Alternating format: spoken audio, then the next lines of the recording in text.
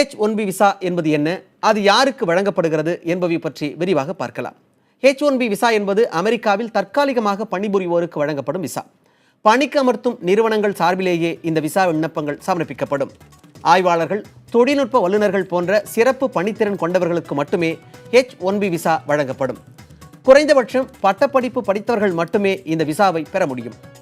இந்த விசாவை பெற்றவர்கள் 3 ஆண்டுகள் அமெரிக்காவில் தங்கியிருக்கலாம். தேவைப்பட்டால் 6 ஆண்டுகளுக்கு நீட்டிக்க முடியும். H-1B விசாக்களை பெறுவதில் இந்திய நிறுவனங்களே முன்னணியில் இருக்கின்றன. தகவல் தொழில்நுட்ப நிறுவனமான இன்ஃபோசிஸ் அதிக H-1B விசாக்களை வழங்குகிறது. பணியாளர்களுக்கு குறைந்தபட்சம் ஆண்டுக்கு $60,000 ஊதியம் அளிக்க வேண்டும். இந்திய மதிப்பில் இது சுமார் 42 லட்சம் ரூபாய். H-1B விசாக்களை வைத்திருப்போரின் குடும்பத்தினருக்கு L1 விசா வழங்கப்படும்.